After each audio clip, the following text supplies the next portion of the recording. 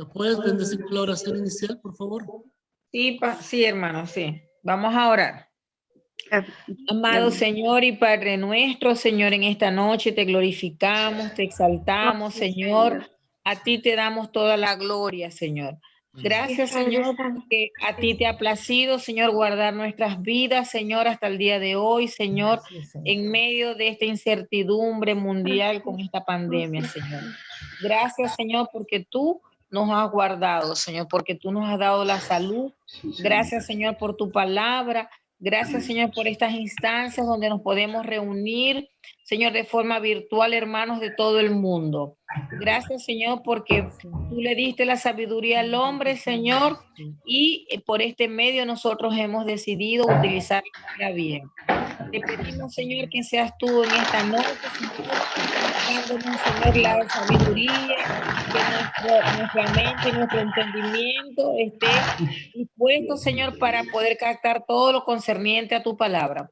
Te honramos y te damos las gracias y bendecimos a cada uno de los hermanos. Amén y amén. Amén, amén, amén, amén. ¿Cómo está, hermano Adrián? ¿Cómo le ha ido? Bendecido. Qué bueno. Ahí la hermana Yesenia, o sea, Melitza está un poquito más cerca de usted también, porque está en Pemuco ahora. Pemuco. Ya. Mis hermanos queridos, vamos a avanzar un poco en lo que es esta etapa ya, que estamos viendo algo de la Biblia, pero que no está en la Biblia, porque en definitiva forma parte de la historia de la iglesia.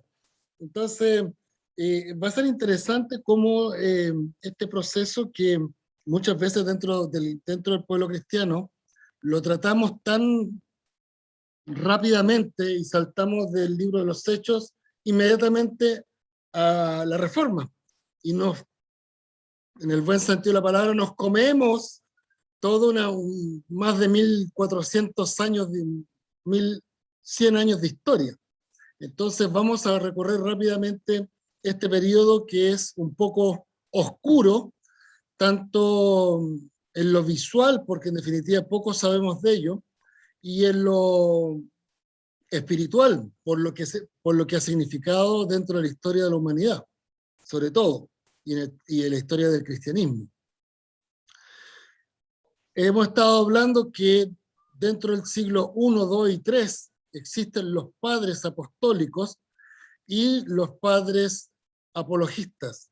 Si ustedes pueden encontrar este libro, es muy bueno, es cortito, dice Historia de la Literatura Cristiana Antigua.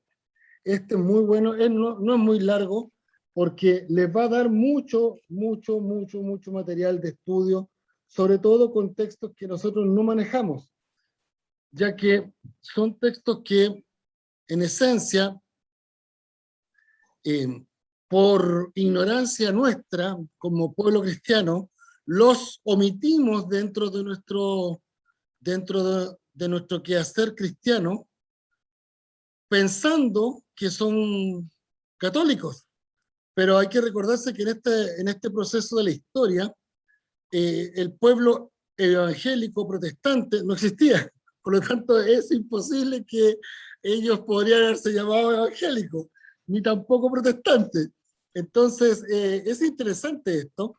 Y mamita, esos libros, se me olvidó traerme, los que están ahí, el último set que está abajo, en la tercera, que son el set completo. Eso, sí, cualquiera de esos. Uno solo. Muestra. Inesita les va a mostrar ahí para que lo vean en la pantalla, ¿ya? Estos libros esto es una colección de libros de los libros apostólicos. O en algún minuto podremos ver y tener una clase especialmente sobre la teología de la iglesia evangélica, o sea, de la iglesia en el siglo I, II, III y casi en el IV, porque es harto material. Muchos de ellos, inclusive, por ejemplo, San Agustín de Hipona, y lo vamos a ver ahora, ahí lo está mostrando Inesita en su pantalla, ¿lo ven? Sí, es una colección de casi 9 libros, 10 libros, ya son una colección de 10 libros de 9 autores. porque dos de ellos son de Agustín de Hipona, ¿ok? ¿Por qué se los quiero presentar? Porque estos libros forman parte de lo que se estudia para los efectos de ver este mundo que nosotros no conocemos, de este siglo que formó parte de los enunciados dentro de los textos de aquellos pre-reformadores y los reformadores. Lo que Hermano Agustín... Cristo, ¿pudiera intervenir algo? Una cosa Sí, muy pequeña. dígame.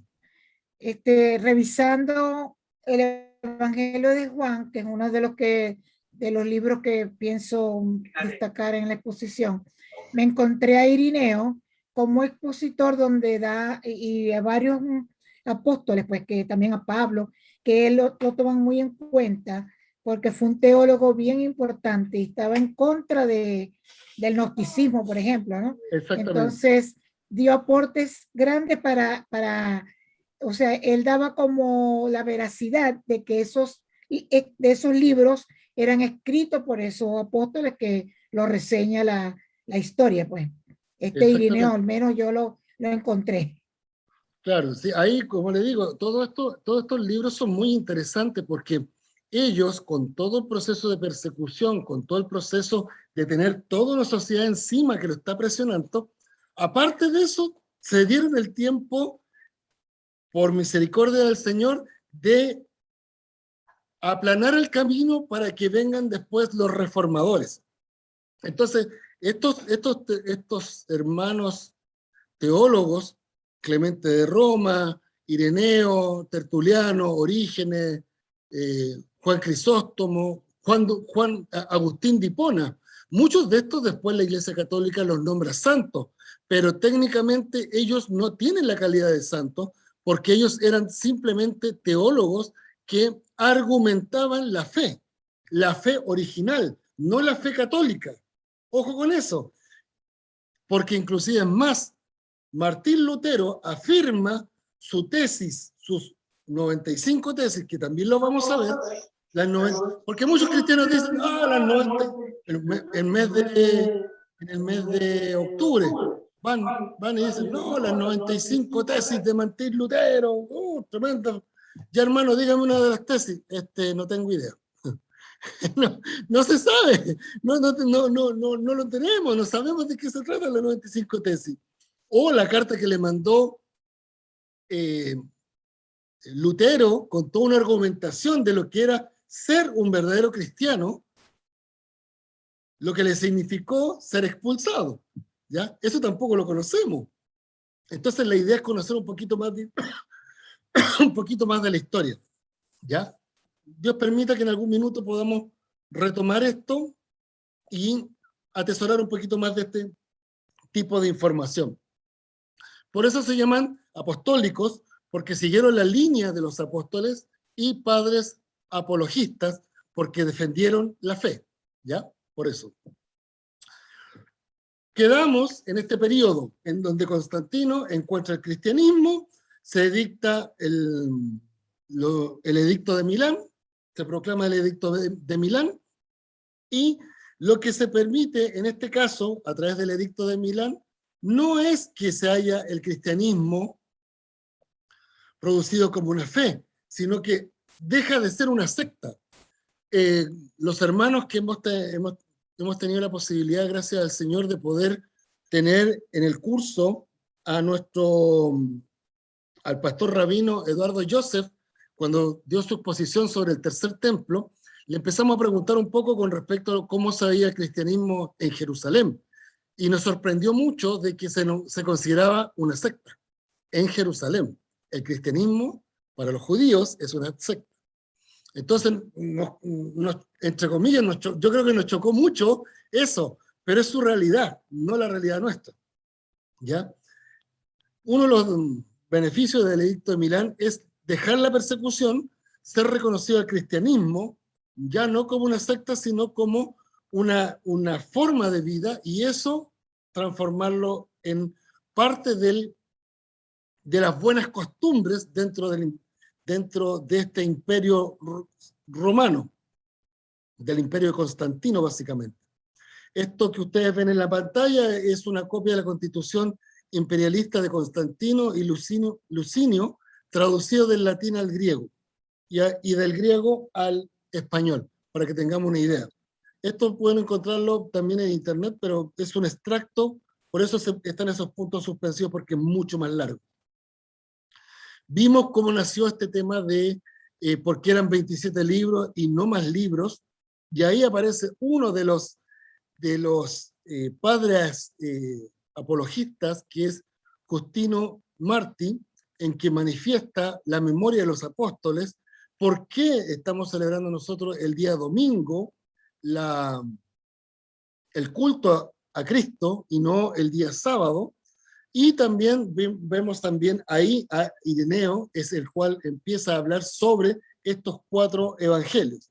Y así sucesivamente hasta llegar a Agustín de Hipona, en donde ya enmarca dentro del sínodo, el sínodo de Hipona, que se hace en África del Norte, en donde ya enclaustran todo lo que es los 27 libros como libros del Nuevo Testamento, dejando afuera todos los apócrifos.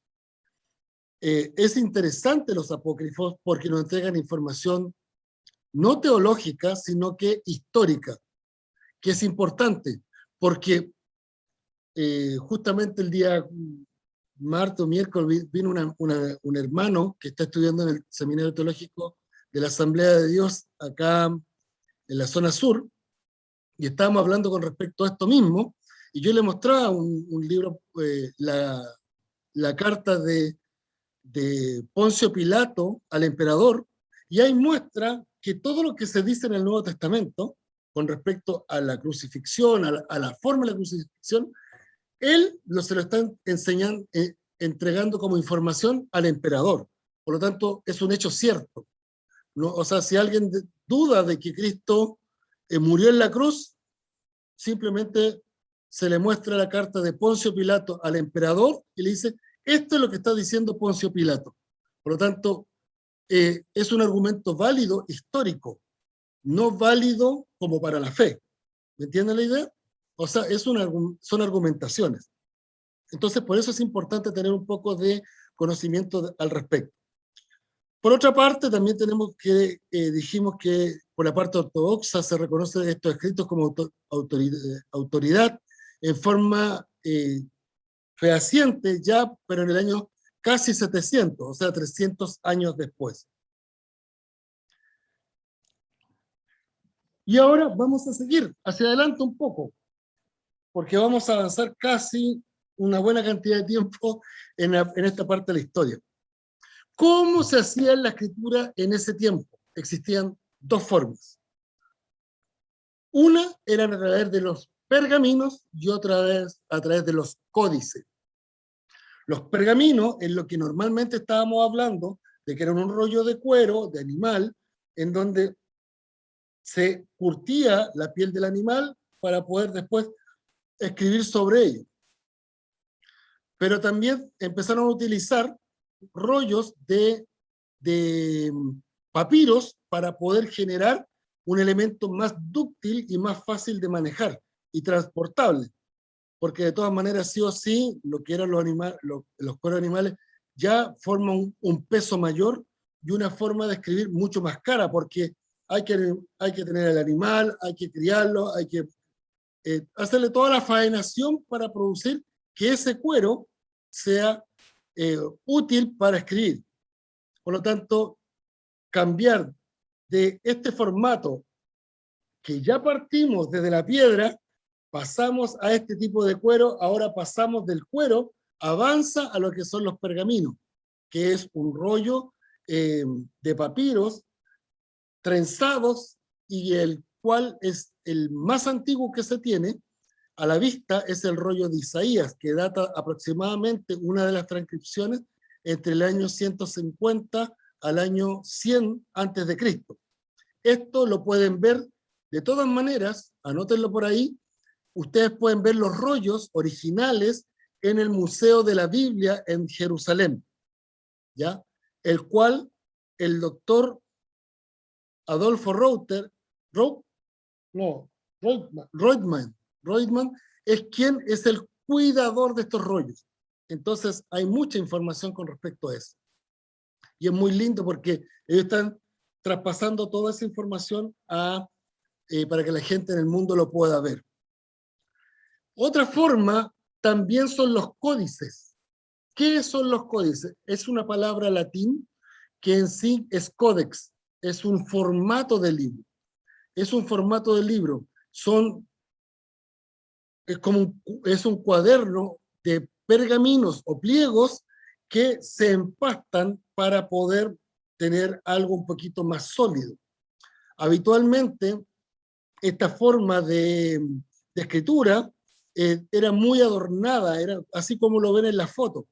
Y si usted está en Perú, como los hermanos, o en Colombia, nosotros lo pudimos visualizar en Perú sobre todo, ellos usaron este formato también de códice para crear lo que son sus partituras para los cánticos sagrados. Y es una de las cosas que vamos a estudiar hoy día, ¿ya? Estos formatos, si ustedes van en Perú, si tienen la posibilidad de ir a Perú, van a encontrarse con una iglesia católica que está en el centro, que abajo están las catacumbas, y tienen este formato de libros grandes, inmensos, porque no es por un problema de que la gente tuviera problema a la vista, sino porque como tenían sitiales laterales y la partitura era una sola, tenían que ser con letras grandes para que todos puedan ver, ¿ya? Así también como, por ejemplo, lo que es al escrito. De ahí viene el escrito gótico, y eso es lo que vamos a ver ahora.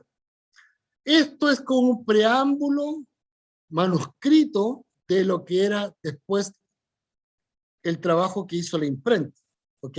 No es un trabajo propiamente tal de imprenta, pero sí es un concepto que utilizó parte de esto más algo que vamos a estudiar ahora. Yo les recomiendo, si tienen la posibilidad, de tener este libro, que es chiquitito, no es grande, es chiquitito, pero este trabajo de investigación lo hizo el pastor Juan Berli,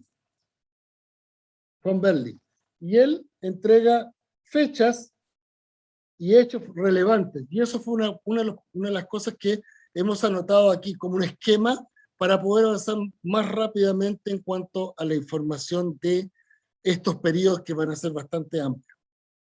Entonces, sumerjámonos ahora en la línea de tiempo para poder avanzar y poder comprender cómo va sucediendo los eventos.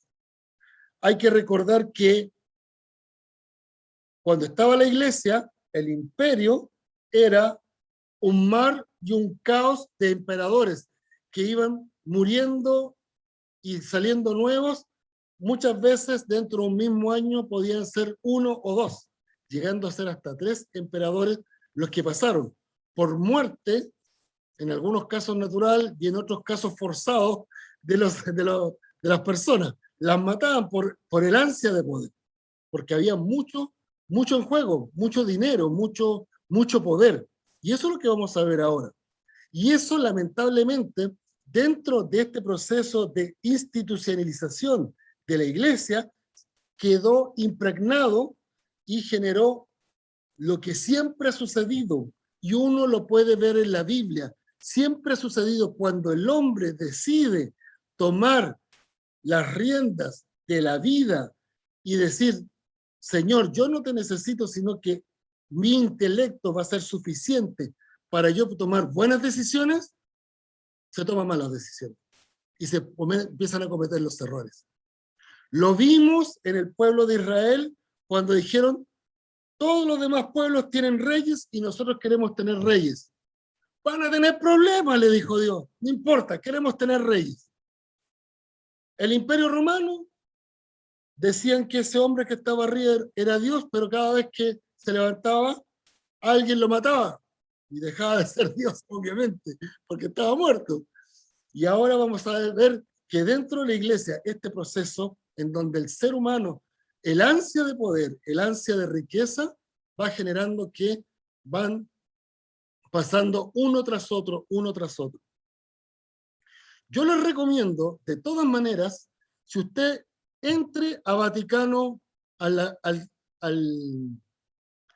sitio del Vaticano, van a encontrar un banner, una línea de tiempo, y abajito dice los siglos. Y usted va pinchando los siglos y se va a dar cuenta que hay algunos papas, por ser personajes que forman parte de la historia, y no estoy diciendo de que sea Dios ni mucho menos, sino que son parte de la historia, se va a dar cuenta que algunos papas duran 2 años, 1 año. Hay papas que duraron 30 días, 35 días. ¿Ya? ¿Por qué? El ansia de poder, el ansia de poder. Avancemos con esto que son los hechos relevantes de estos siglos. Año 70 después de Cristo, se establecen los evangelios. El 94, Flavio Josefo establece el libro de las antigüedades judías, por lo tanto podemos tener una información mucho más cercana al tiempo de Jesús, escrito por alguien que vivió en ese tiempo. Por eso es tan importante este libro, que usted que estudia la Biblia o le gusta la historia, lea ese libro, es muy bueno. Agustín de Martín, la apologética de la vida cristiana.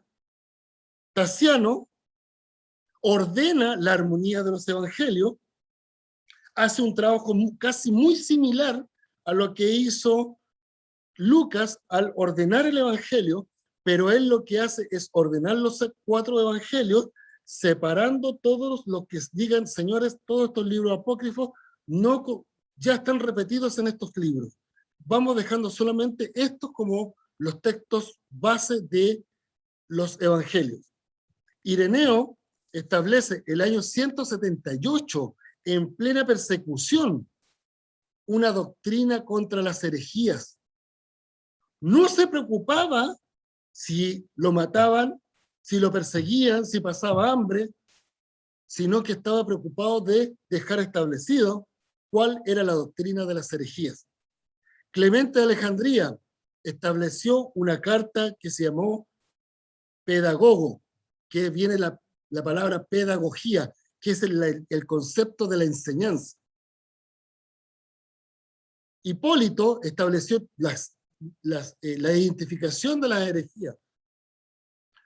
Orígenes escribe una carta a Celso estableciendo la defensa del cristianismo, año 248, en plena persecución. Gente que eran gentiles, pero establecen toda una norma de defensa del cristianismo para que los hermanos tengan argumentos para poder defenderse en los juicios. El año 300 empieza el cristianismo en Bretaña, actual Gran Bretaña, la gran isla de Bretaña. Al año 312 es la victoria de Constantino en el puente de Milvio, y es donde se produce la conversión. Y de ahí en adelante empieza todo un cambio de la estructura. Aquí es donde se genera el edicto de Milán, en donde el cristianismo deja de ser perseguido, deja de ser considerado una secta y se transforma en una religión establecida. Por lo tanto, de ahí nace que el año 323 se funda el primer monasterio para estudiar los textos sagrados. Y estamos hablando del Antiguo Testamento que conoció Jesús, los textos que hicieron los apóstoles, más todos los libros deuterocanónicos y los libros apócrifos. Empiezan a estudiar. Por eso todavía usamos la palabra decano, porque ese era el monje que estaba encargado de tener a 10 alumnos, a 10 escritores para poder seguir transcribiendo el texto sagrado. Eusebio, año 323, por instrucción del imperio, pide establecer la historia de la iglesia. ¿Se dan cuenta de lo importante de esos libros? Están más cercanos a Cristo, al año 0, que nosotros. Por lo tanto, nos entregan mucha información histórica. Año 324, Constantino es nombrado único emperador. Por lo tanto, todo este proceso de creación de una estructura y una base del cristianismo se genera con el estudio del texto más la historia del texto. Entonces, el hecho de que Constantino después sea nombrado emperador produce el efecto de que esos textos se transforman parte dentro del imperio como documento oficial. De ahí en adelante vamos viendo un proceso de cambio. Año 350. ¿Se acuerdan lo que estábamos viendo de los textos, de los antiguos textos que estaban abiertos? En ese año, la Biblia que estaba en griego, acuérdense que estaba la Septuaginta en griego y estaban los Nuevos Testamentos en griego, lo toman y lo transforman en estas letras góticas, pero siguen siendo griegos. Pero ya en el año 384, esos mismos textos que estaban en griego y estaban en hebreo, también por instrucciones del Papa, los toma y los traduce al latín, por ser la lengua oficial del imperio. Por lo tanto, la idea era tener la lengua oficial del imperio y el libro sagrado en el mismo lenguaje del imperio. Es importante que tenemos que tener claro que hasta este minuto empieza de a poco un proceso de persecución hacia los judíos por un tema práctico. Ellos, dentro de su análisis teológico, establecieron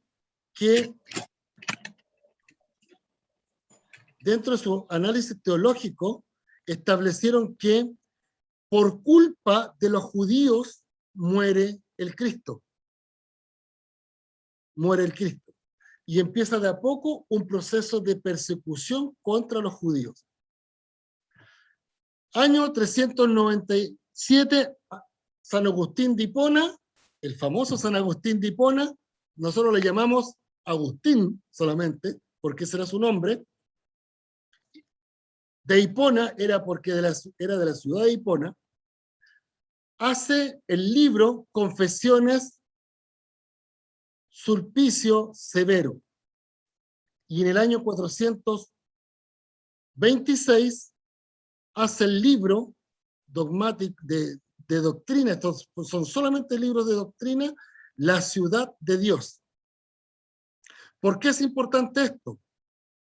Porque los textos de Agustín, de San Agustín de Hipona, fueron los que, junto con la Biblia, al momento de establecer Lutero la Biblia, la toma, lo lee, compara con sus textos de estudios teológicos, los de Agustín de Hipona, y se da cuenta que el justo por la fe vivirá, y que la salvación es por gracia. Por eso Agustín de Hipona es nombrado doctor de la gracia. Y eso no es por nosotros, sino por la Iglesia Católica. Se le llama el doctor de la gracia. Y eso es interesante, porque tienen a un santo que es nombrado santo y que forma parte de sus textos de estudio y que dice que la salvación es por gracia. Año 435 empieza la evangelización de Irlanda. Irlanda, si ustedes miren ustedes hoy, por favor hermanos, vayan hoy día, tomen un diario, tomen lo que ustedes quieran, o y se van a dar cuenta que Irlanda está dividida en dos, entre los católicos y los protestantes. Y aquí nace Irlanda católica. Cuando existe la reforma, parte de estos irlandeses se transforman en protestantes. Por eso los irlandeses tienen como patrono, ¿a quién? A San Patricio. Porque Patricio fue quien les llevó el evangelio. O sea, aquí estamos hablando netamente de historia, ¿ok? Netamente de historia. ¿Debido a qué? Porque esto muestra los grandes cambios culturales que genera el tener el conocimiento de la palabra de Dios. Año 439, se establece el código de Teodosio, que eso tendríamos días y días para conversar de eso, pero de todas maneras, anótenlo y lo buscan, porque hay párrafos muy interesantes a estudiar de eso. En el año 453 muere alguien que muchos hemos escuchado en la historia.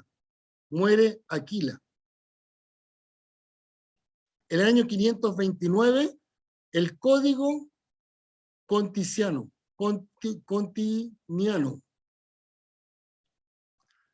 En el año 573 empieza la evangelización del continente europeo.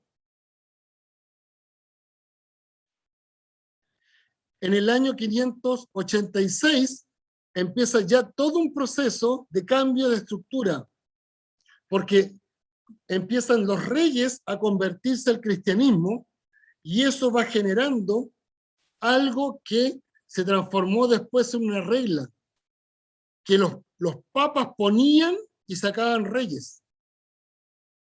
Se transformó en una regla. Y aquí empieza todo el proceso de poderes dentro de la curia romana, ya que dejan a un lado lo dicho por Dios de cómo elegir a los santos hombres, porque establece Pablo, a través de Pablo, Dios a través de Pablo, a través de Pedro, establece toda una normativa de cómo van a elegirse los pastores, cómo van a elegirse los diáconos, cómo van a elegirse todos esos líderes dentro de la iglesia.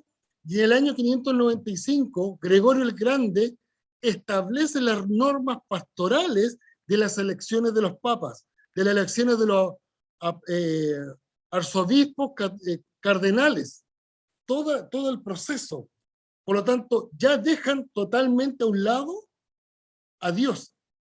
Y hasta este instante, todo lo que eran los textos antiguos, el hebreo y el griego, ya han desaparecido y solamente la curia romana se queda con la Vulgata en la mano, porque estaba en latín. Por lo tanto, a esta altura, la humanidad era esencialmente analfabeta. Y aparte de eso, el texto sagrado estaba en un lenguaje que no era el propio, porque aquí ya estamos entrando a una, entre comillas, evangelización del mundo. Se evangelizó Irlanda, se empezó a evangelizar a los visigodos, a los anglosajones, se empezó a establecer ya una persecución a los judíos, los estados cristianos, se empezó a establecer dentro de esto otra persecución a los judíos dentro de los reinos francos. Conquistan estos cristianos Jerusalén. En el año 630, Mahoma asume, somete a Arabia al Islam. El año 632 muere Mahoma, pero después empieza todo un proceso de los árabes a tratar de conquistar mayores territorios.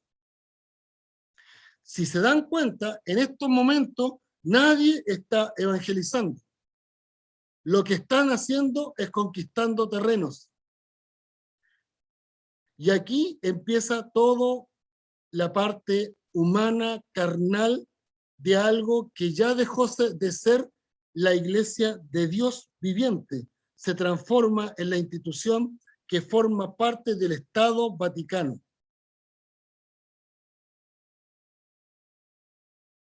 Los árabes, inclusive el año 711, conquistan España, matando al rey. Nosotros como latinos tenemos una palabra que se llama ojalá, y eso quiere decir Alá quiera. Y nosotros decimos ojalá, y es una palabra árabe que forma parte desde el año 711 dentro de nuestro lenguaje. Y nosotros no tenemos idea, ¿se fijan? Sigue todavía la evangelización de Germania, pero esta evangelización a sangre. Y aquí, en el año 781, entra el famoso Carlomagno a formar que el Estado y la Iglesia son uno. El Estado papal.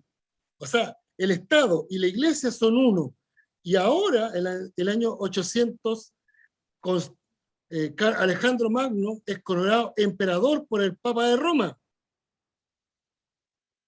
Los árabes siguen saqueando. Saquean Roma en el año 846. Se supone que después siguen evangelizando a los pueblos eslavos. Se convierte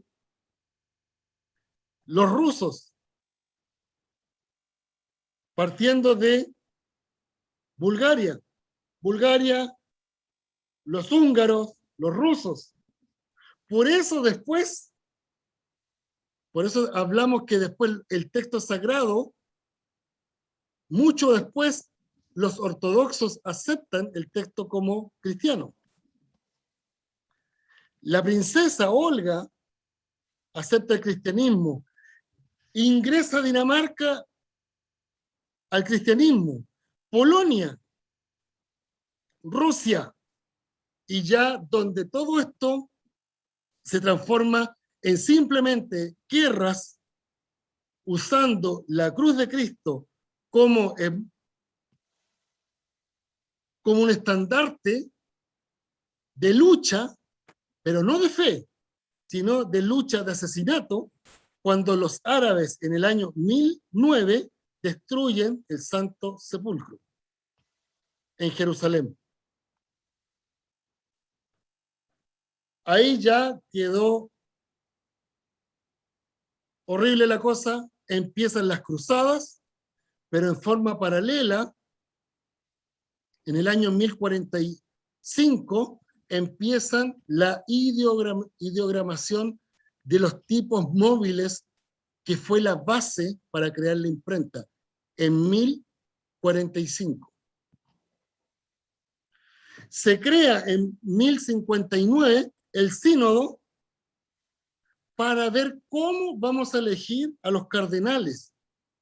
Ni siquiera para evangelizar, ni siquiera, solamente por efecto de dominios papales. Hay que recordar que los cardenales, usted hermana que probablemente no sea católico, haya pasado ahora por el mundo católico o no tenga nociones de eso, los cardenales tienen separados las diócesis, todo el mundo está separado. Está separado. Comienzan las guerras, comienza la querella de las investiduras. ¿Qué quiere decir eso? Entre el papado y el poder real. De ahí vamos viendo que un papa va a salir a pelear, a defender territorios ganados. Se crea la Orden de los Templarios, se finaliza, después de más de 40, 50 años de discusión, esta guerra de la investidura. Por lo tanto, queda de que el Papa es un estado papal, es un ser que tiene ejército, riquezas, y empieza un proceso, Dios, a cambiar la historia de la humanidad. Se hace el inicio de la reforma, el abrir la mente a la palabra. Hasta el minuto, todo lo que era, vuelvo a reiterar, todo lo que era griego, todo lo que era hebreo, desaparece, quedan ocultos dentro de los monasterios. Y los únicos textos vigentes eran el latín y en letra gótica. Usted puede verlo, hermana querida, hermano querido, busque la película El nombre de la rosa. El nombre de la rosa. Sean Connery, el personaje ahí. Está situada en este tiempo. Está situado en este tiempo. Y ahí va a ver un poco la historia de lo que era la forma histórica de del proceso de escritura, el nombre de la rosa. Se crea, Pedro de Valdós funda un grupo de predicadores llamados los valdenses. En 1179, 6 años después, se ordena la elección de los pontífices y se condena a estos valdenses, porque ellos estaban hablando de algo que la iglesia no le interesaba, que era que pudiéramos volver al texto original, que pudiéramos volver a estudiar la palabra, el reconocer a Cristo como el Señor de nuestras vidas. Saladino reconquista Jerusalén. Se establece por los valdenses la primera estructura de inquisición liderada por los dominicanos. En 1290 expulsan a los judíos de Inglaterra, que era Bretaña. En 1306 expulsan a los judíos de Francia. ¿Todo por qué? Porque ellos, por no tener patria, ellos trataban de generar riquezas. Y muchas de esas riquezas era a través de la usura. Muchas de esas riquezas a través de la usura. Malinterpretando el término que dice la Biblia, prestarás y no pedirás prestado. En base a ese término. Y todos estos pueblos, así como lo estamos viendo, entre comillas, fueron evangelizados. Por lo tanto, tuvieron acceso a la fe cristiana. Por eso, este odio hacia los judíos. Pero en 1376, Juan Wycliffe dicta su conferencia en la Universidad de Oxford sobre el señorío civil, crítica dura al poder político de la Iglesia, el apetito de los bienes económicos y de la riqueza del clero. Al año siguiente, se emiten 5 bulas papales condenando a Juan Wycliffe.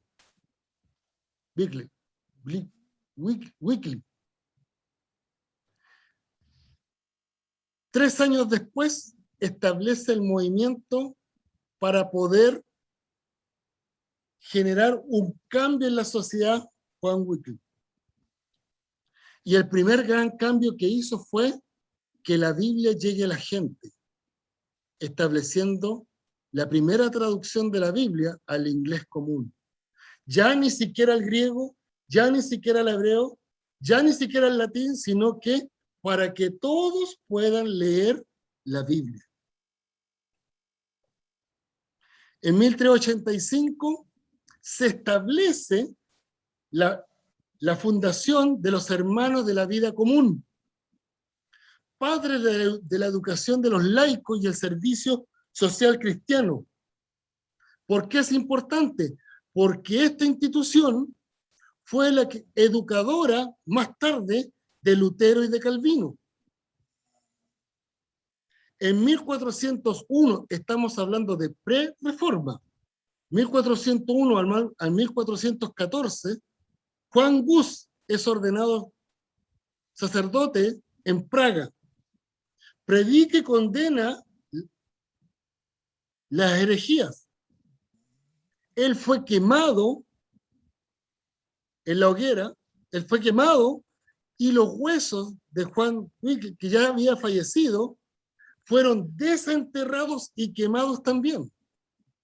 Mientras Juan Hus, estando en la cárcel, escribe 2 textos adicionales que se llaman, uno sobre los 10 mandamientos. Volvemos al texto original. Dios empieza a establecer un texto original. Los 10 mandamientos, ¿y sobre qué? Sobre el Padre Nuestro. En pleno proceso de estar condenado a muerte, él se preocupa de dejar algo establecido. Y mientras dice la historia, y ustedes lo pueden ver, inclusive hay una película en YouTube de Juan Hus. Búsquenla si quieren, para si quieren ver un poquito más de su historia. Mientras él lo van a quemar o se estaba quemando, dice, has de asar un ganso por él, por Juan Gus, pero dentro de un siglo te encontrarás con un cisne que no podrás asar. Los seguidores de la Reforma, los seguidores de Lutero, identifican esta profecía con Martín Lutero por esas palabras, porque Martín Lutero, las 95 tesis, fue 102 años después de la muerte de Juan Gus, y el escudo de armas figuraba un sí. ¿Por qué? Porque ellos, como no sabían leer, las formas representativas, los hechos importantes, le daban esa trascendencia para sus vidas espirituales. Entonces, en este periodo de la Biblia, que estaba en hebreo y en griego, la iglesia dominante la cambia a la Vulgata, sin perder una esencia que es ser la palabra de Dios, pero con una mala traducción, porque le produce un efecto adverso al texto. Estuvo bien tomado la traducción, porque fue hecha del hebreo y del griego de la Septuaginta. Eso no se discute. Es el hecho de haberlo transformado en la lengua latín, y que ese latín, por más importante que haya sido para la educación de las personas, las pocas personas que lo tomaron, generó un cambio de estructura al leer y al estudiar la palabra de Dios. Porque ya no estudiaban el texto original, sino que estudiaban una traducción. ¿Se dan cuenta lo importante de tratar de conocer el texto original? Después toman ese texto original y cambian el formato de la letra, y el mismo griego lo adornan, transformándolo en un griego gótico. Entonces, paulatinamente se fue distorsionando. Esto es muy parecido, y si usted lo busca en su Biblia lo va a encontrar, hermano querida, hermano querido. La serpiente en el desierto fue un ancla para que cualquiera que fuera mordido la viera y fuera salvo. Pero con los años, esa serpiente empezó a ser adorada. Y pasa exactamente lo mismo con esto. Algo que sirvió de salvación, la gente lo empezó a distorsionar al punto que ya 1000 años permaneció la Biblia sin que pudiera ser leída por el pueblo. ¿Cuándo fue constituida la Vulgata? En el año 382 al 384. Cuando la Biblia por Juan Wycliffe fue traducida del inglés, fue traducida al inglés en 1384 y en 1382. Es decir, 1000 años de oscuridad, y ahí solamente las personas y el mundo religioso se batió con sus propias manos, argumentando cosas que no tenían que ser. Y aquí empezamos nuevamente a tomar la Biblia como un texto sagrado y que es alcanzable para la gente. Lo mismo que quiso hacer Dios, que ese hebreo antiguo, ese hebreo que nadie conocía, que ninguna parte del mundo, del imperio por Alejandro Magno, podía conocer, lo transforma en el griego, para que todo mundo pueda leerlo. Para que cuando Cristo llegue, ya sea el pueblo hebreo, lea el texto antiguo, ya sean los gentiles, lea el texto antiguo en griego, puede encontrarse con la palabra de Dios. Y aquí nuevamente vuelve Dios a preocuparse de llegar a las personas comunes y silvestres, traduciendo la Biblia al inglés común. Ahí se me pasaron 2 veces el acento. Llegamos hasta aquí. Yo los quiero dejar hasta aquí porque de aquí vamos a pasar el tiempo de la reforma y empieza, como digo yo, un galopar del Señor al empezar a levantar hombres y personas que probablemente usted y yo solamente conocemos a Lutero y a Calvino, pero hay muchos nombres que no conocemos, muchos nombres que no sabemos, pero hicieron un gran aporte para que tengamos hoy la Biblia en nuestras manos. Un gran aporte. En la próxima clase vamos a hablar de este tiempo desde la prerreforma, vamos a pasar por el descubrimiento de América, la reforma y vamos a llegar hasta la Revolución Francesa. ¿Cuál fue el efecto de la Biblia en la Revolución Francesa? En la Revolución Francesa. Muchas veces se piensa que solamente todo sucedió por la frase de María Antonieta, bueno, si a falta de pan, bueno, son las tortas, pero la Biblia tuvo mucho que hablar en eso, mucho que hablar en eso. Yo les recomiendo, si tienen posibilidades de ver películas, les gustan las películas, busquen El nombre de la rosa, y ahí van a encontrar el periodo del 1000, 1100, 1200, cómo era la vida en los monasterios.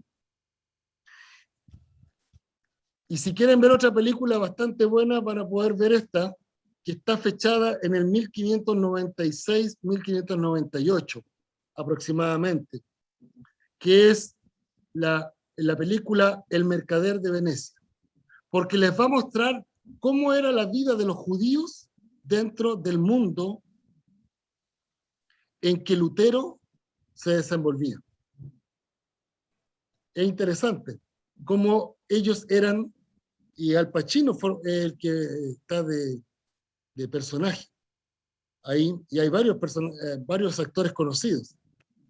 Lo importante de esto es de que nos muestra una realidad, no una realidad que Hollywood nos muestra, sino que esta película nos muestra de acuerdo al texto de Shakespeare, que fue escrito y fue publicado aproximadamente en el 1600. Esta película está basada en el texto original. Y ustedes cuando lo escuchen van a dar cuenta que es un español antiguo. Pero entendible, entendible. ¿Ok? Y eso nos va a dar un poquito más de contexto. Porque es realmente interesante cómo el cristianismo se aleja del judaísmo por un efecto de considerar lo que ellos fueron los que causaron la muerte de Cristo. Como siempre he dicho, las 10, las 10 de la noche. O'clock. Yo soy bien así para mis cosas. ¿Eh? Bueno, esa es parte de la clase de lo que hemos conversado de la clase número 4. Quiero dejar abierta el audio. Por favor, si quieren, tienen alguna pregunta, consulta, que quieran compartir, alguna acotación, algo. Fue mucha información, fue poca información, no que es harto material, ¿ah? Es harto material. Y eso que no tocamos nada de doctrina, nada de doctrina. Yeseni. Por aquí, sí. Bueno, realmente es mucho material, sí, es verdad, demasiado. Lo que nos queda a nosotros es investigar más, porque usted dio unos tips, ¿verdad? De fechas bien puntuales, de cómo a través de los tiempos el cristianismo ha evolucionado con esos personajes que dejaron huella y valores, pues, desde el punto de vista teológico y doctrinal para lo que tenemos hoy día, que es la palabra de Dios. Entonces, como cristianos, no podemos pasar desapercibidos esos asuntos, que no nos conformemos con esta elaboración, que ya la tenemos aquí, como usted dice, nuestra querida Reina Valera, sino que para llegar a esto fueron muchos años que mucha gente y pasó por situaciones donde influencias de todo tipo, de invasiones, guerras, para lograr lo que conocemos hoy.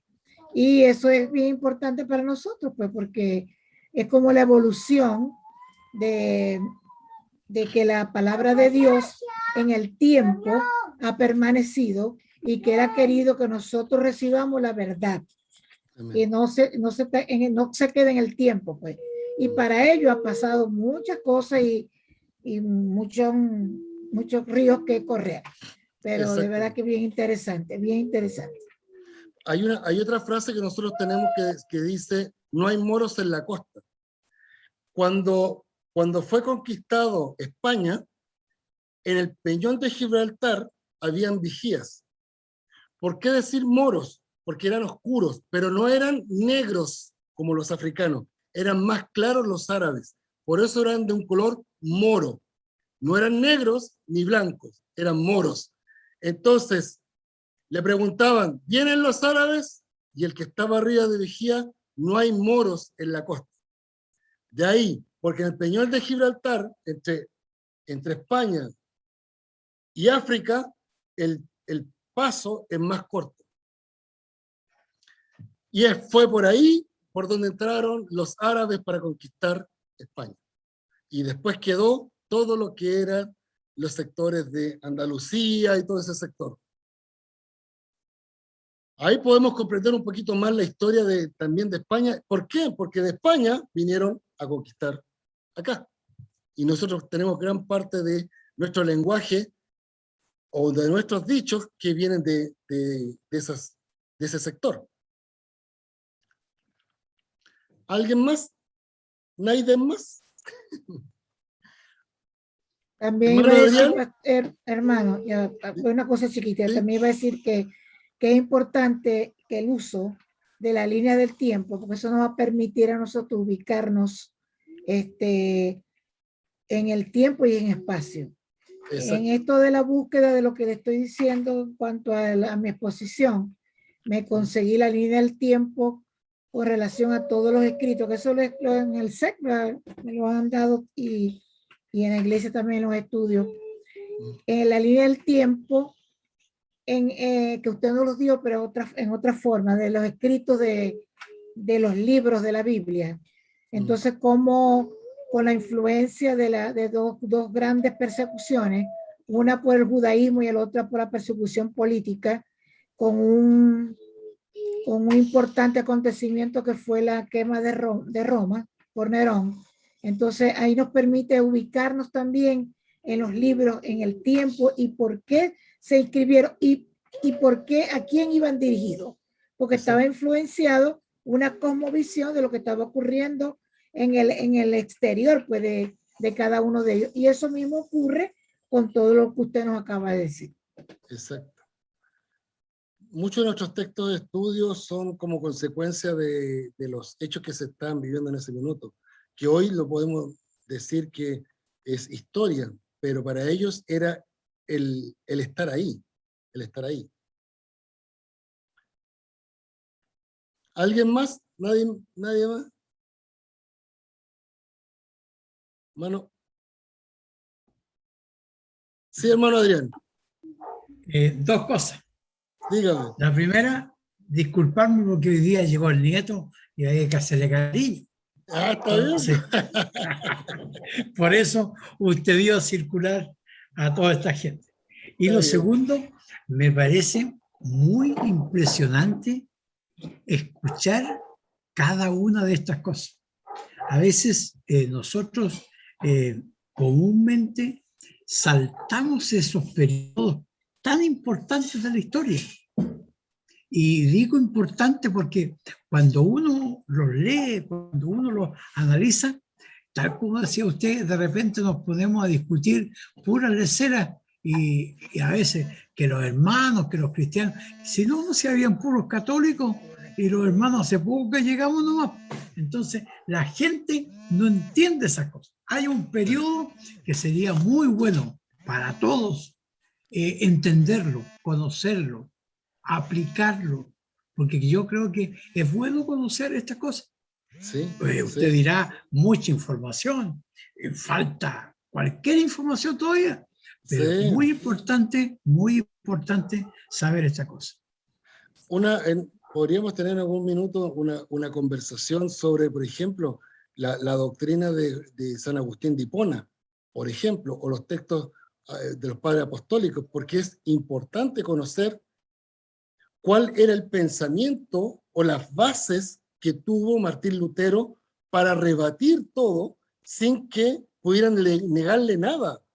O sea, el Papa, cuando le escribe Martín Lutero, no pudo negarle nada. Lo único que pudo hacer, una bula papal de expulsión, porque no tenía cómo argumentar de que era falsedad. Falsedad.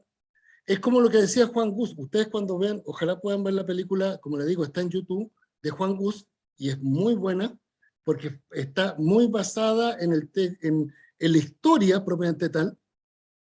Él cuando argumenta dentro de, y lo mismo que hizo Martín Lutero, cuando Deme argumenta, el nombre de la película porque mi señora la necesita. Juan Gus, Juan ¿Ya? H-U-S-S. Perfecto. Perfecto. Juan ¿Y la Gus. película?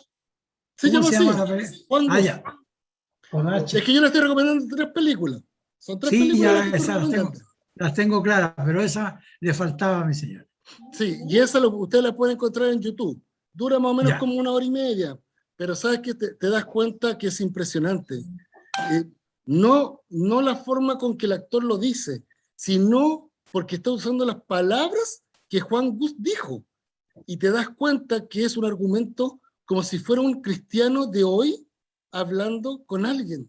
Es impresionante, es impresionante. No, él no está argumentando de acuerdo a la doctrina católica, él está argumentando de acuerdo a lo que dice la palabra de Dios en su texto original.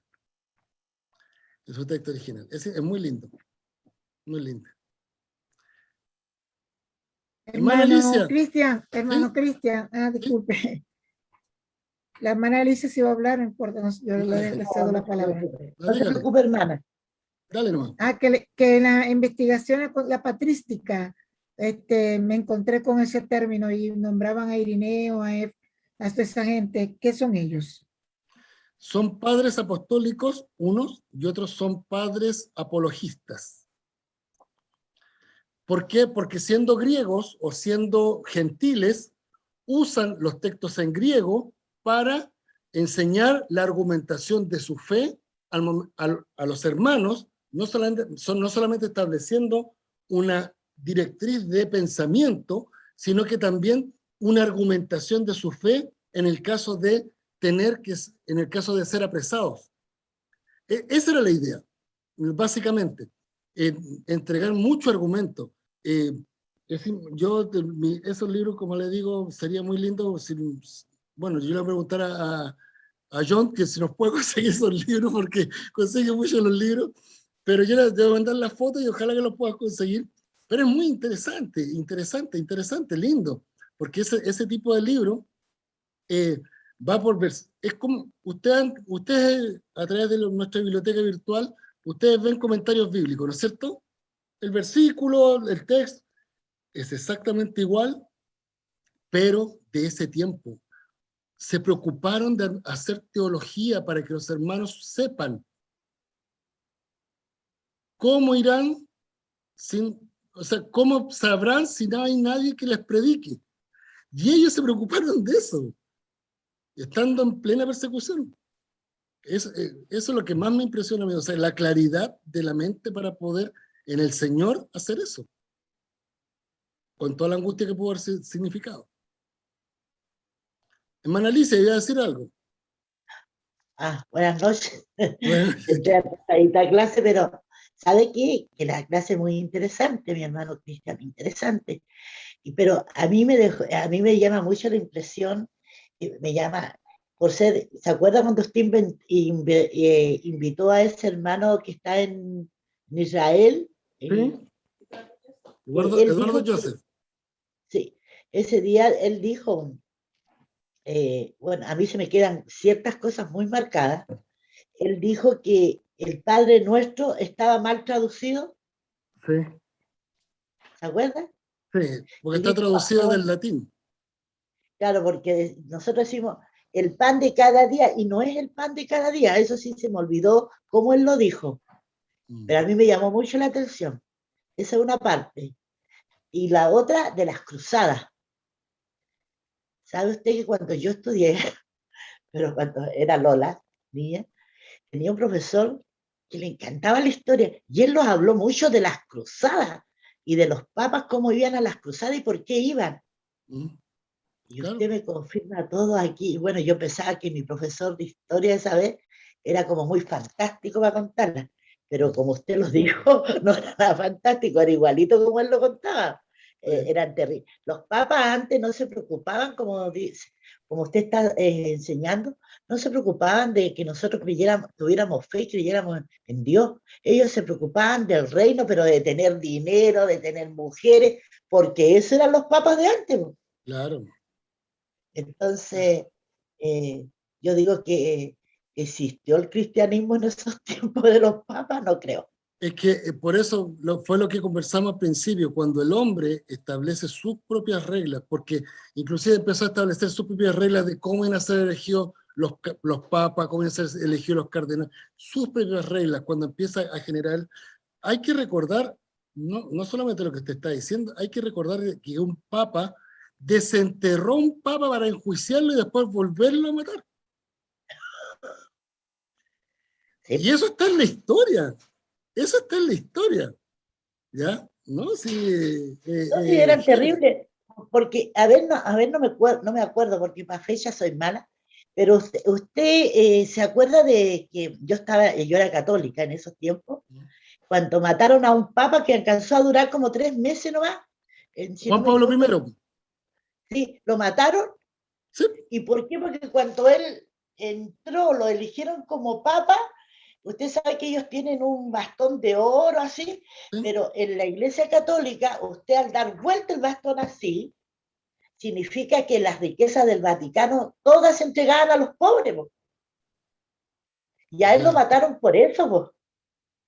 Porque en ese tiempo él decía que el Vaticano no debía tener tanto dinero y tanta, porque usted sabe que es uno de los más ricos del mundo también, que no debía tener. Y a él lo mataron a ese papa, po.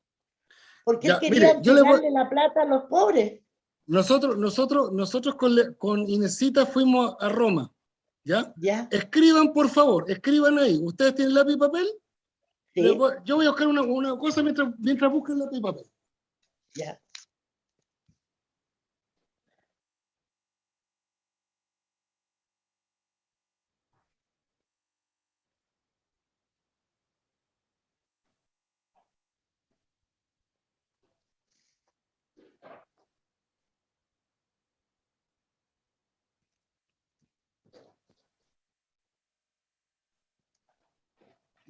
Son dos cosas, mire. Esto es lo que usted está diciendo. La historia negra de la Iglesia Católica. Este libro, les doy por seguro que no está en las bibliotecas católicas, pero este libro se llama así. Y está empastado, es genial, es muy, muy bueno, les va a enseñar mucho. ¿Ya? Anoten por ahí. ¿Quién es su autor de la historia negra de la Iglesia Católica? Kerrigan. Michael. Kerrigan, mira, ahí está. Michael Kerrigan. Ya, déjelo un minuto ahí. Déjeme. Ya, perfecto. ¿Ya? Pero hermano Cristian, para acá también, pues. No, pero si estoy poniéndolo en la cámara. Ah, no, que acá no se veía recién. Ahí está, Michael Kerrigan. ¿Ya? Ya. La historia negra de la Iglesia Católica. Le doy por seguro que no está muy debatido. Ya. Anoten por ahí. Miren. 25.000.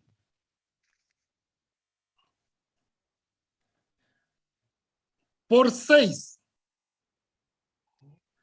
Por 52. Por 30. Pongan arriba. 25.000 es el promedio diario de personas que visitaban el Vaticano como museo. Porque en las temporadas altas podía ser 35.000 y las temporadas bajas podía ser 15.000. El promedio son 25.000 personas. Uno anda así, apretado. Por 6, Porque el Museo del Vaticano son 6 días a la semana que está abierto y el 7º día lo dejan para hacer mantención. Por 52, porque son 52 semanas en el año. Y por 30, porque cobran 30 euros por cada persona, que es el costo más bajo, porque puede pagar hasta 100 euros si va con guía. Multipliquen. Y eso es la cantidad de euros que cobran al año por entrar a visitar el Vaticano.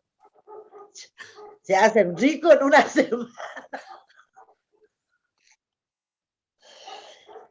Para que tengan una idea. Terrible.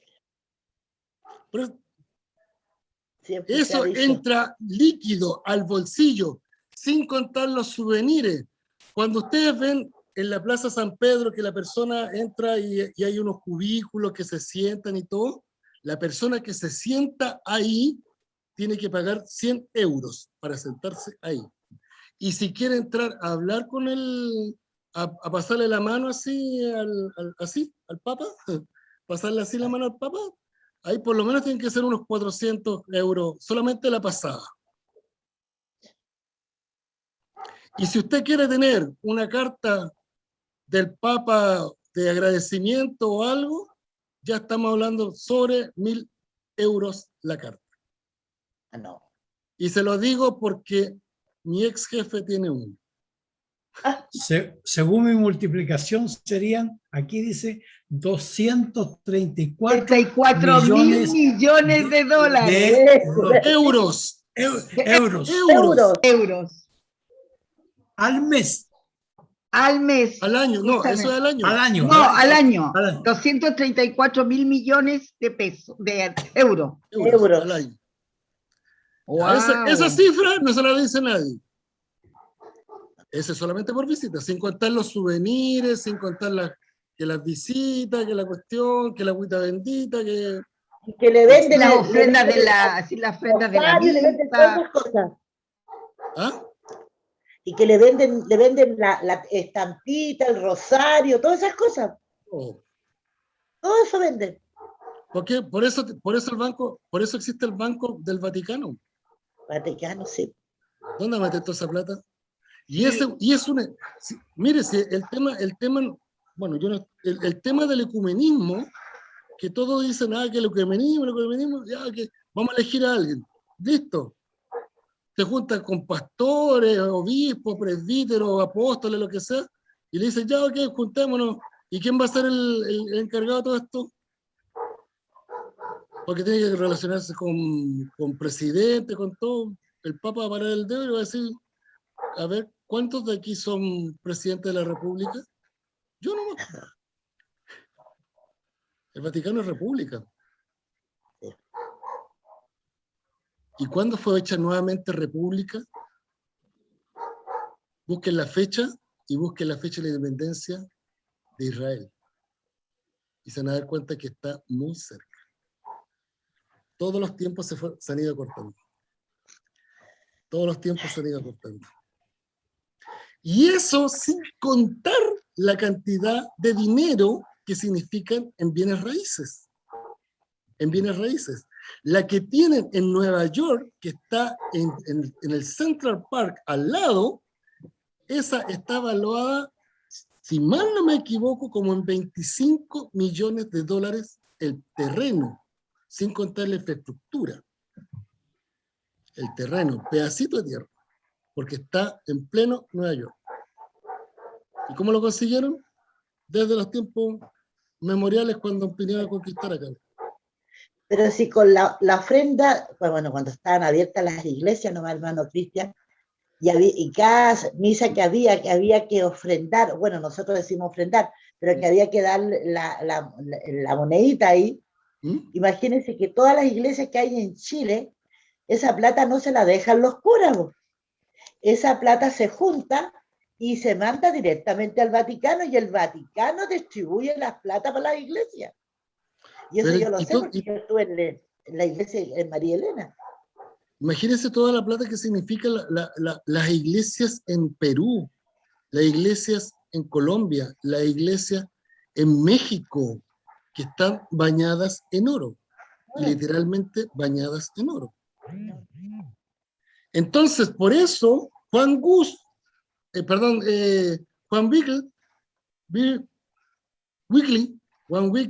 va y hace su exposición diciendo contra las riquezas del Vaticano. Sí. Y por eso lo condenan. Porque obviamente le está abriendo los ojos al resto.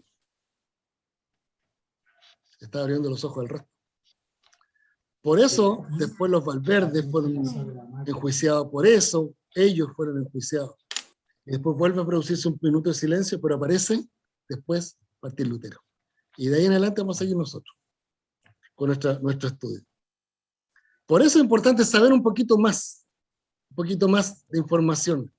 Y información numérica, y esta información que le acabo de dar está en el mismo, ustedes ponen Museo del Vaticano, costo de la entrada, simple, y después van multiplicando, y la misma página le va diciendo cuántas visitas tenemos al día, cuántas visitas tenemos se lo dice todo. Lo que pasa es que la gente lee, pero no entiende, y no comprende, pero hay que hacer un poquito más, sacarle un poquito más de jugo a la información. Ya, dejémonos de pelar. ¿Ya? No, estamos analizando. Analizando, Los cristianos haciendo no un pelan, exégesis. analizamos. Pero bueno, Analizamos. Sí. ¿Cómo se hace millonarios los papas? sí. A mí lo Bueno, que por más eso- me sorprende, hermano por eso- Cristian, ¿Mm? sí, el haber tenido ellos toda la verdad de Cristo, la palabra, porque al traducirla al griego, al latín, indudablemente que ellos tienen allí algo inédito para su vida. Sí. Y indudablemente la truncaron, y la truncaron a su favor. Sí. Porque ellos podían haber conformado una iglesia universal maravillosa como seguidores de Cristo, con una verdad absoluta, ¿ya? Correcto.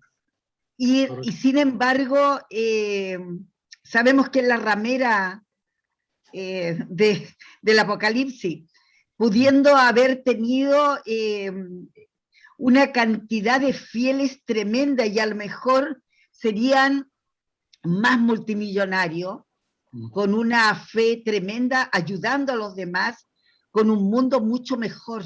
Ellos tuvieron la posibilidad de haber hecho un mundo realmente mejor, haberlo cambiado.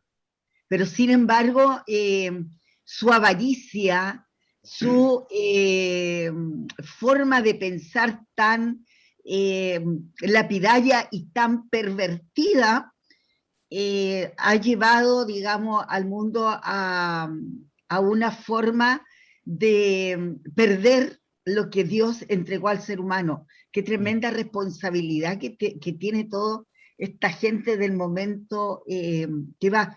A mí realmente me da una pena, porque en el fondo yo igual me crié en la Iglesia Católica, también normalmente tenía alrededor de 60, 70 jovencitas, que la cual hacíamos estos famosos ejes, pensando que era la verdad,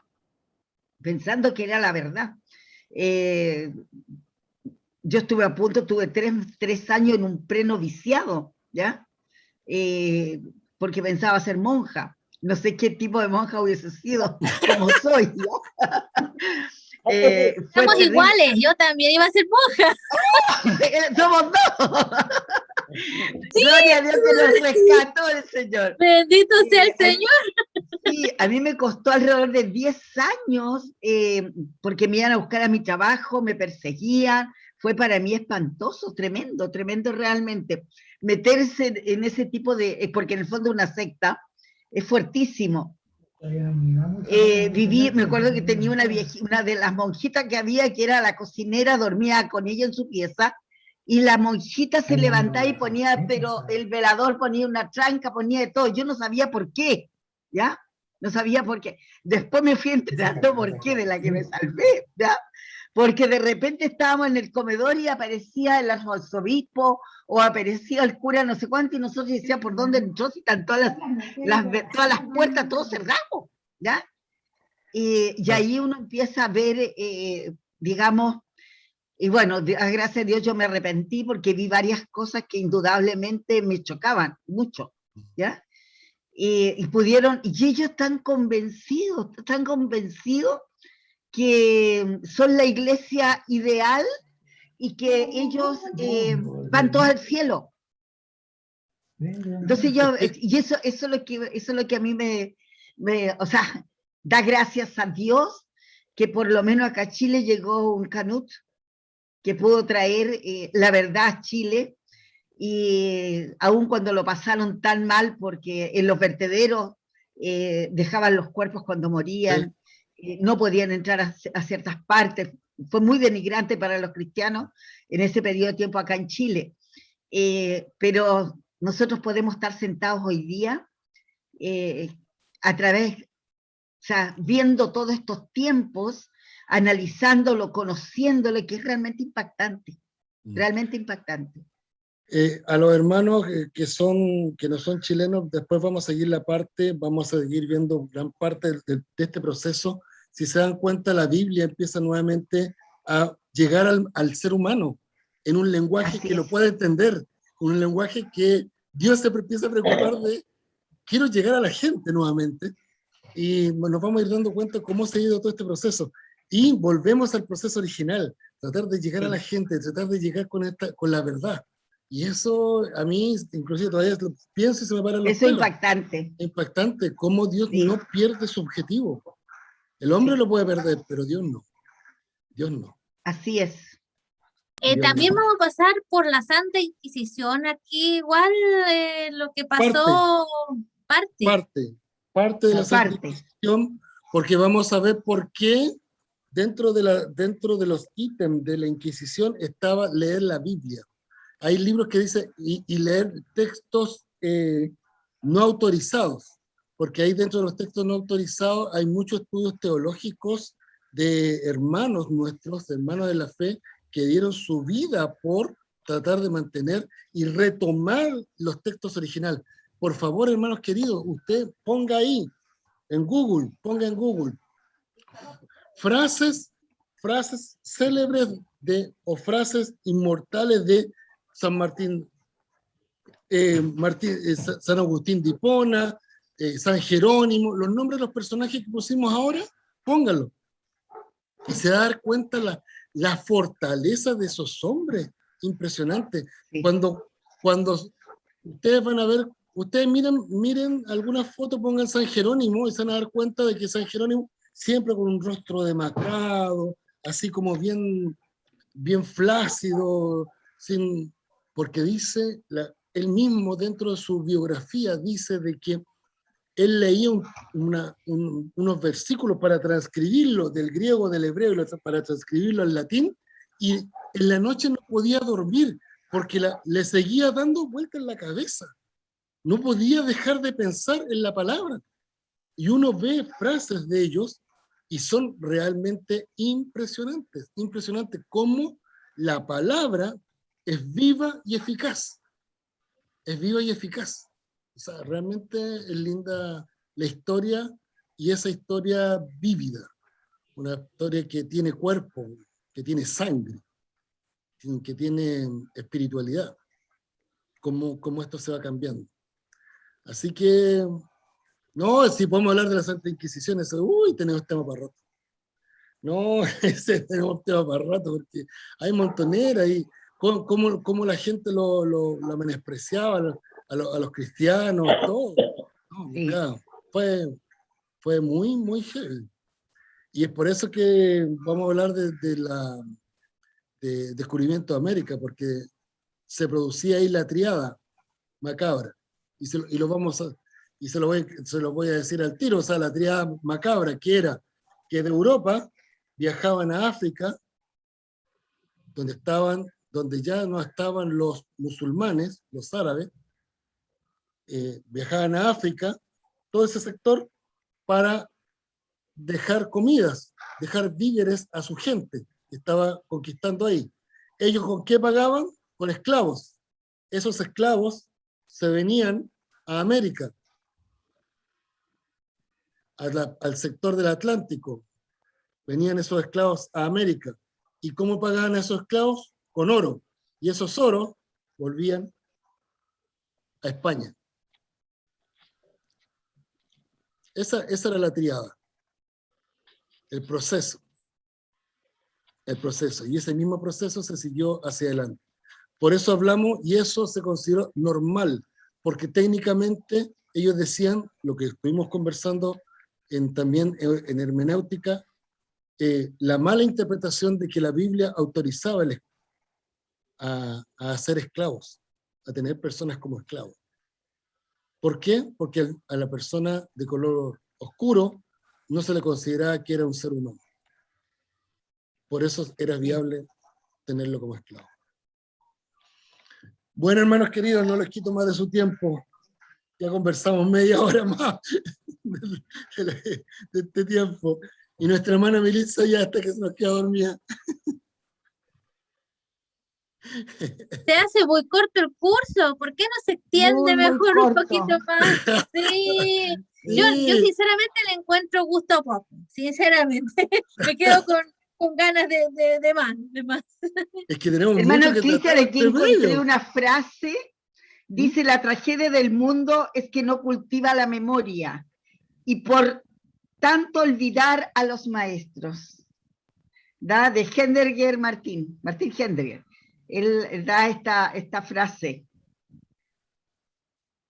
Y lo otro que dice, bueno, hay varias frases de Martín Lutero, que nunca las había visto realmente. Claro. ¿Ya? Dice, serás lo que serás, será lo que debas ser.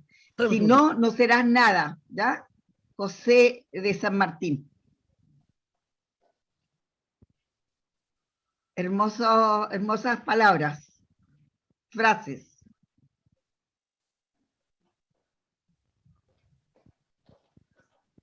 Si tienen posibilidad de autorregalarse algo, un libro bueno, que ustedes digan, me voy a cultivar, traten de leer este. No es poco, pero traten de leer este.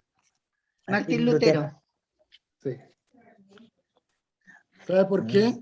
Porque este libro está escrito por una persona que no es cristiana. Es por los 500 años. Y aquí uno encuentra la verdadera historia de Lutero como un reformador y cómo él como persona le cambió la vida a haber encontrado la palabra. Es impresionante. Llevamos 600 años. Y lo impresionante, hermano Cristian, su biblioteca. No, Los libros que usted tiene. no, mucho. Sí. Impresionante. No, sí tiene muchos libros. Yo, bueno, soy nuevita en el Evangelio, pero yo lo alabo por tener tanta... A mí me gustaría tener uno de los libros ahí para comérmelo yo. Pero no. A ver, hermana querida, hermanos queridos, yo hay muchos libros que yo, ¿sabe dónde los compro? En Mercado Libre. Porque hay gente que compra un libro y después ya lo vende. Sí. Entonces yo compro muchos libros usados y nuevos, también los compro, pero no los compro en la librería. Por ejemplo, los compro en Busca Libre. Porque yo no pago la mantención del libro, porque el libro, mientras esté en una góndola, bueno, lo voy a leer técnicamente, mientras esté dentro de una góndola, va generando un costo adicional. Y ese costo adicional tiene que reflejarse en alguna parte. Por eso las librerías chicas tienen los libros más caros, y las librerías grandes tienen libros más baratos, porque tienen un movimiento más alto. Y hoy por hoy, el hecho de que usted pueda comprar por internet, todo el efecto del costo de mantener un local se omite. Entonces es más barato comprarlo por internet. Pero tiene que comprar una librería que le sea confiable. Hay una frase muy célebre, Pastor Cristian, de un gran pensador que se llama Salvador Barrera Núñez, y es que el que quiere ser obispo, primero tiene que ser sacristán, porque yo también tuve la historia de haber pertenecido 2 años ser monaguillo y aprendí bastante, aprendí a odiar el pueblo evangélico, sí, en 2 añitos. De verdad que me enseñaron a eso, lamentablemente. Miren, Me enseñaron a odiar al pueblo evangélico. Sí, sí, sí, claro que sí. Nos tenían mucho cuidado con ellos, mucho cuidado, no se dejen tocar, no se dejen mirar, no se dejen convencer, no les reciban Biblia, no les reciban nada de esos señores. Eso sí fue así, ¿para qué? mira, interesante. Bueno, ya mis hermanos queridos, mis hermanas queridas, que se les bendiga. Hermana Marisol, ¿nos puede despedir? Amén. Amén.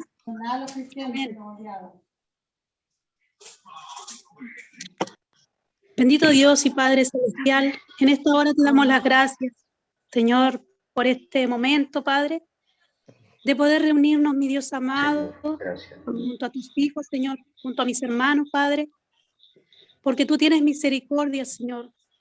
En todo momento, Dios amado, tus ojos están sobre tus hijos, bendito Rey. Amén, amén. Así es, Gracias por Señor. la sangre derramada, Señor, de Yahshua, tu Hijo amado, el Rey de Reyes y el Señor de Señores. Gracias te damos por todas las cosas que nos das a diario.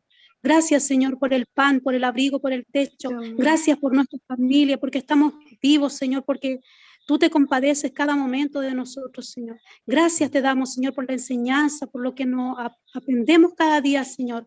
Gracias, Padre, por todas las cosas, Señor. Te pedimos perdón, Señor, si te hemos fallado, si por cualquier circunstancia, cualquier actitud, cualquier pensamiento hemos entristecido tu rostro, Señor. Perdónanos, Dios amado. Padre Santo, Todopoderoso, Señor, en esta hora te pedimos, Dios amado, que sigas, Señor, junto a nosotros, seas escudo alrededor nuestro, de cada uno de los que estamos acá, de nuestras familias, Señor, de todo tu pueblo en toda la tierra, seas escudo, mi Dios amado, en estos tiempos malos, bendito Rey. Seas tú, mi Dios amado, en nuestros corazones, trayendo, mi Dios amado, el convencimiento de pecados. Redarguya usted nuestros corazones, bendito Rey. Guíenos, Señor, con su Espíritu Santo y llévenos, Señor, siempre por el camino de rectitud. Y en las noches, Señor, enséñenos, mi Dios amado, bendito Rey. Gracias te damos por todas las cosas, Señor. Quédate con nosotros, Señor, porque te necesitamos a cada momento. En el nombre de Yahshua, tu Hijo amado. Amén. Amén. Amén, Señor. Amén. Hermana Alicia, de todas maneras, le quiero, o sea, y aquí la hermana Yesenia, porque son más antiguos, ¿saben? O sea, si yo recomiendo un libro es porque lo leí, no es porque me dijeron. O sea, no, es uno de los motivos por los cuales leemos harto nosotros, porque nosotros, así como de repente escuchen a tal persona, vean tal página, es porque realmente es importante esa información. ¿Ya? O bien tal Hermano película. Cristian, O película, hermano lo que Cristian, sea. no se preocupe porque se le nota en el saber que lee mucho. Lee mucho. No, si se les nota, se les nota. Acuérdense que yo hablé todo el día con ustedes, saben mucho. Bueno, No, alabo a no mi sé, Señor no que sé, le dio la ya. sabiduría. Solo y la sé que nada inteligencia. sé, dice. Exactamente, solo Eso. sé que nada Así es. está. Porque Una las persona que personas lee cuando mucho más- tiene una buena dicción. Sí, se les nota. Sí. Se les nota. Así que no se preocupe, hermano Cristian, no se preocupe. Hermano Sí. Cuando Cristian, pueda voy a ir por allá y Este- se le puede perder algún libro. para que envíe los nombres de las películas por WhatsApp para yo verlos y poder verlas poco a poco cuando tenga tiempo. Ya, Chao, no hermano hay problema. Adrián. Ya. Chao, hermano Adrián, Adrián. bendiciones. Bendiciones. Voy a buscar los Bendiciones. nombres y ojalá pueda. Alicia, mi hermana Inés.